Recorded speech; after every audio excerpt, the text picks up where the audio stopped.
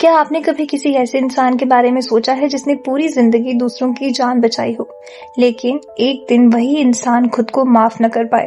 और क्या आपने कभी किसी ऐसे आदमी को देखा है जिसने जिंदगी भर लोगों को मारा हो, लेकिन अंदर से बस एक बच्चा और एक परिवार चाहता हो?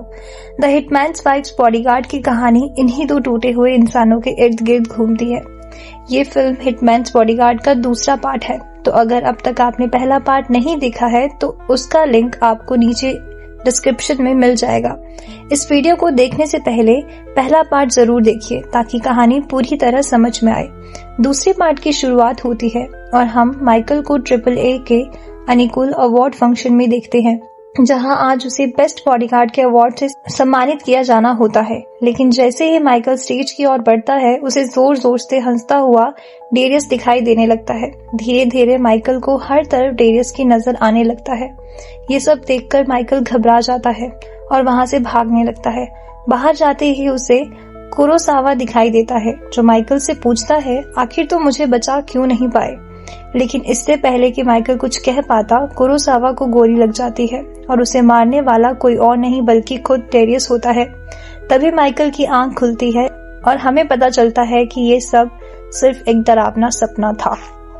इसके बाद माइकल अपने साइकियाट्रिस्ट के पास पहुंचता है और उसे बताता है कि कैसे कुरोसावा की मौत, डेरियस और अपना लाइसेंस खोने की बात आज भी उसके दिमाग में घूमती रहती है। साइकियाट्रिस्ट माइकल से कहती है कि उसे कुछ समय के लिए अपनी पुरानी जिंदगी, गन हिंसा और बॉडीगार्ड वाली सोच से दूर रहना होगा। माइकल ये बात मान लेता है और शपथ लेता है कि अब वो बंदूक को हाथ भी नहीं लगाएगा। इसके बाद वो एक लंबी छुट्टी पर निकल जाता है। इसी दौरान हमें ग्रीस में अरिस्टोटल दिखाई देता है, जो एक बहुत बड़ा ग्रीक शिपिंग बिलियनियर और टेररिस्ट मास्टरमाइंड है। उसके सामने एक आदमी मना कर देता है कि वो उसकी मदद नहीं कर सकता। यह सुनकर अरिस्टोटल कहता है कि अगले 4 दिनों में वह पूरे यूरोप को अंधेरे में डुबो देगा, जिससे लाखों लोग मर सकते हैं और यूरोप की अर्थव्यवस्था तबाह हो सकती है। इतना कहकर वह अपने प्लान को शुरू करने का आदेश देता है और उस आदमी को वहीं मार देता है। इसके बाद कहानी इटली आती है, जहां माइकल छुट्टियां मना रहा होता है। कानों में हेडफोन लगाए किताब पढ़ते हुए वो पूरी तरह सुकून में होता है। तभी उसके आसपास गोलियां चलने लगती हैं, लेकिन माइकल को कुछ सुनाई नहीं देता। अचानक सोनिया आती है और उसका हेडफोन हटा देती है। तब माइकल को एहसास होता है कि वहां हमला हो रहा है। दोनों जान बचाकर भागते हैं और एक जगह छिप जाते हैं। माइकल सोनिया से कहता है कि उसे वो जानी पहचानी लग रही है, लेकिन पहचान नहीं पा रहा। तब सोनिया बताती है कि वो डेरियस की पत्नी है और डेरियस को कुछ लोगों ने किडनैप कर लिया है। डेरियस ने कहा था माइकल से मदद लेने। माइकल पूछता है कि सोनिया को कैसे पता चला कि वो इटली में है। सोनिया बताती है कि वो माइकल की साइकियाट्रिस्ट के पास गई थी और वहीं से उसे ये जानकारी मिली। इसके बाद दोनों स्कूटी से भागते हैं। गुंडे उनका पीछा करते रहते हैं। माइकल साफ कह देता है कि वो गोली नहीं चला सकता क्योंकि उसने कसम खाई है। इसलिए माइकल स्कूटी चलाता है और सोनिया पीछे से गोलियां चलाती है। माइकल जब पूछता है कि ये लोग सोनिया के पीछे क्यों पड़े हैं, तब सोनिया बताती है कि उसने पहले इन लोगों को उकसाया था और फिर कुछ को मार दिया था। यह सुनकर माइकल समझ जाता है कि सोनिया कितनी सनकी है। जब पीछा खत्म नहीं होता तो दोनों नदी में कूद जाते हैं। बाहर आकर सोनिया बताती है कि वो और डेरियस हनीमून पर थे और बच्चा प्लान कर रहे थे। तभी डेरियस को पकड़ लिया था। यह सुनकर माइकल भावुक होकर मदद करने में मान जाता है और फिर दोनों डेरियस को बचाने निकल पड़ते हैं। इसी बीच एरिस्टोटल की टीम एक खतरनाक डिवाइस को खरीदने के लिए सप्लायर से मिलने आती है, ताकि वो डिवाइस से एरिस्टोटल यूरोप को पावर ग्रिड को बर्बाद कर सके। डिवाइस को चेक करने के लिए यूरोप का कुछ हिस्सा चुना जाता है और जब डिवाइस अपना काम करता है, चुने हुए शहर के हिस्से की बिजली शॉर्ट सर्किट से चली जाती है, जिससे कई ठिकानों पर अफरा तफरी मचती है और शॉर्ट सर्किट की भारी मात्रा से नुकसान और इंसानों की मौत होती है, जो देखकर एरिस्टोटल खुश हो जाता है और सामने वाली पार्टी को मारने का आदेश देता है। इसलिए एरिस्टोटल का आदमी सबको मारकर उनसे डिवाइस को चुरा लेते हैं। थोड़ी देर बाद इंटरपोल पहुंचती है और मामले की जांच बॉबी ओ'नील को सौंपी जाती है। माइकल और सोनिया उस जगह पहुंचते हैं जहां डेरियस कैद होता है। माइकल बिना खून खराबे के अंदर जाने की कोशिश करता है, लेकिन सोनिया पहले ही गार्ड्स को मार चुकी होती है।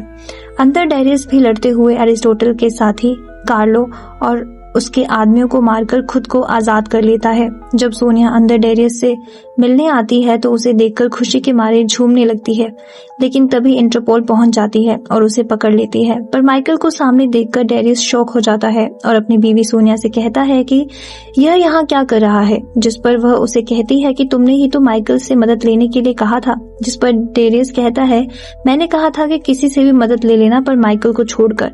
और जब तीनों आपस में बहस करते हुए बाहर निकलते हैं तभी वहां FBI की टीम पहुंचती है, जो इन तीनों को किडनैप करके अपने साथ ले जाती है। और कुछ देर बाद यह तीनों अपने आप को एक अंडरग्राउंड खुफिया जगह में पाते हैं, जहां बॉबी ओ'नील उनसे गुस्से में कहता है कि तुम लोगों ने मेरे जासूस कार्लो को मार दिया, जो एरिस्टोटल के लिए काम करता था और जो हमें आज रात को हो रही खुफिया डील में खरीदा हुआ जरूरी सामान लाकर देने वाला था। अब जबकि तुमने उसे मार दिया है तो यह काम अब तुम तीनों को करना होगा, और अगर नहीं कर पाए तो तुम तीनों को जिंदगी भर जेल में सड़ोगे। अपना मिशन पूरा करने के लिए बॉबी इन तीनों को कोर्टोफिनो में एक पार्टी में एरिस्टोटल के आदमी बनाकर शामिल होने के लिए कहता है। इसके बाद तीनों वहां जाते हैं जहां डिवाइस खरीदी किया जाने वाला है। पार्टी में इन तीनों ने अरसतों के साइबर अटैक की महत्वपूर्ण जानकारी हासिल तो कर ली, लेकिन तभी सूटकेस सिक्योरली एरिस्टोटल तक पहुंचे। इसलिए क्लाइंट का आदमी सोनिया के हाथ को एक डिवाइस बनता है। अगर वह खुफिया जानकारी वाला सूटकेस यह डिवाइस से दूर हुआ तो डिवाइस के अंदर मौजूद बम फट जाएगा, जिससे जगह पर सोनिया की मौत हो जाएगी। तभी दूर बैठे माइकल के पूर्व क्लाइंट ने उसे पहचान लिया, जिससे कि एरिस्टोटल के क्लाइंट को शक हो गया कि आखिर एरिस्टोटल एक फील्ड बॉडीगार्ड को क्यों हायर करेगा। और तभी क्लाइंट की गर्लफ्रेंड भी उसे सोनिया की और इशारा करते हुए कहती है कि यह औरत भी कितनी बूढ़ी है, जो सुनकर क्लाइंट और उसके लोग सोनिया का मजाक उड़ा कर हंसने लगते हैं, जो सुनकर सोनिया गुस्से से आग बबूला हो जाती है और इस वजह से इनके बीच गोलीबारी चालू हो जाती है।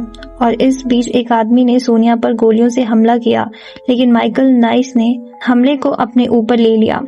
सोनिया और डेरियस माइकल को लेकर भागते हैं। उन्हें लगता है कि माइकल मर चुका है, इसलिए वो उसे पानी में फेंक देते हैं, लेकिन तभी पानी में गिरते ही माइकल जिंदा होता है, क्योंकि उसने बुलेट प्रूफ जैकेट पहनी होती है। इसके बाद तीनों मिलकर एरिस्टोटल के फंक्शन पर उसे मारने जाते हैं, लेकिन उस वक्त माइकल को अपनी बॉडीगार्ड कंपनी का सबसे होनहार बॉडीगार्ड मैग्नुसन वहां दिखाई देता है और डेरियस को वर्ल्ड का टॉप हिटमैन जेंटो, जिसका निशाना अचूक था, वो वहां दिखाई देता है। मैग्नुसन और जेंटो अब अंडरवर्ल्ड डॉन एरिस्टोटल के लिए काम करते थे। तभी जेंटो की नजर में यह तीनों आते हैं। इन्होंने जो पार्टी से ब्रीफकेस चुराया था वह पाने के लिए जेंटो इन पर गोलियों से हमला करने लग जाता है। इसके बाद लंबा कार चेस, हेलीकॉप्टर अटैक और माइकल को बेहोश हो जाना दिखाया जाता है।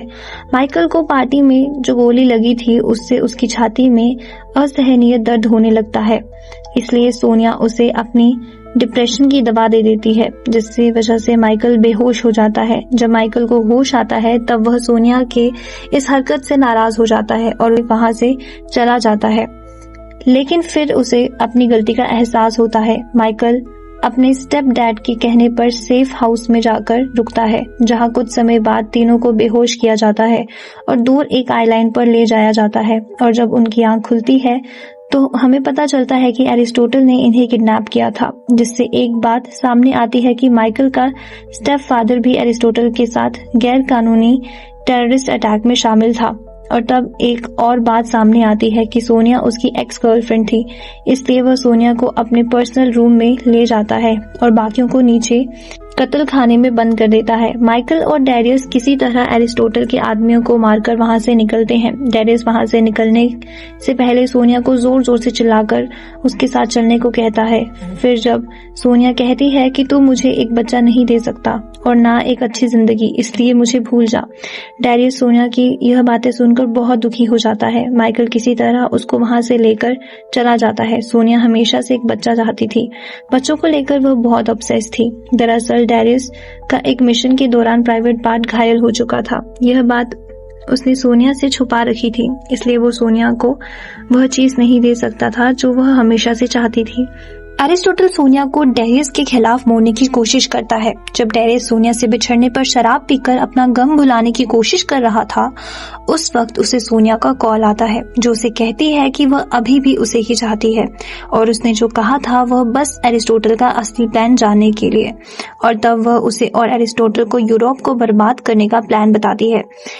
डेरियस सोनिया को वापस जीतने के लिए माइकल को लेकर निकल पड़ता है। जब सोनिया ने एरिस्टोटल की योजनाओं का खुलासा किया तो परिस्थिति और गंभीर हो गई, क्योंकि एरिस्टोटल ने सोनिया को यूरोप के उसके अटैक की इंफॉर्मेशन डेरियस को देते हुए सुन लिया था। इसलिए वो सोनिया को बंदी बनाकर रखने का आदेश देता है।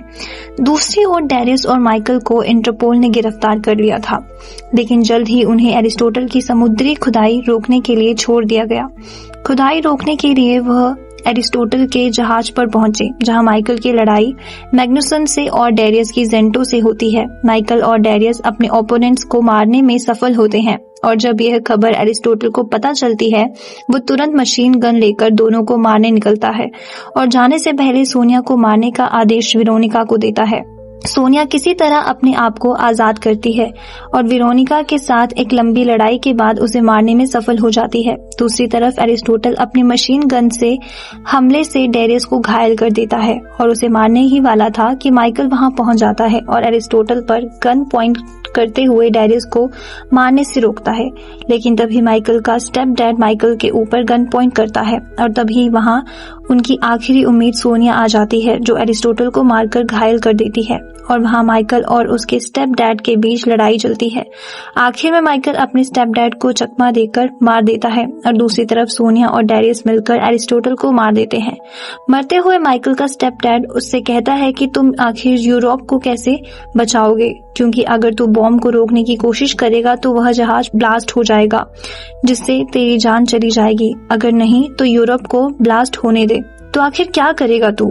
और तभी हम देखते हैं कि ब्लास्ट को सिर्फ 5 सेकंड बाकी थे, तो माइकल भागते हुए सोनिया और डेरियस को लेकर जहाज से उड़ी मारता है और जहाज तुरंत ब्लास्ट हो जाता है और आखिरकार इन तीनों ने खतरनाक वायरस से पूरे शहर को बर्बाद होने से रोक लिया। और तभी वहां इंटरपोल पहुंच गई और आखिर में इंटरपोल के एजेंट ओनील ने इन्हें लाकर इनका इलाज करवाया। इलाज करने पर बॉबी ने माइकल को एक जरूरी डॉक्यूमेंट दिया और उसे साइन करने बोला। माइकल उस डॉक्यूमेंट को अपना खोया हुआ बॉडीगार्ड लाइसेंस समझ रहा था, लेकिन असल में तो वह एक एडॉप्शन लेटर था, जिससे यह पता चल रहा था कि वह सोनिया और डेरियस का एडॉप्टेड बेटा बनने वाला था। यह मोड़ सभी को चुका देने वाला था, जिससे आगे रोमांचक कहानियों का संकेत मिल रहा था। दोस्तों, अगर आपको मेरी ये एक्सप्लेनेशन पसंद आई हो तो प्लीज वीडियो को लाइक शेयर करें और चैनल को सब्सक्राइब करके सपोर्ट करना ना भूलें। मिलते हैं अगली वीडियो में, तब तक के लिए बाय बाय।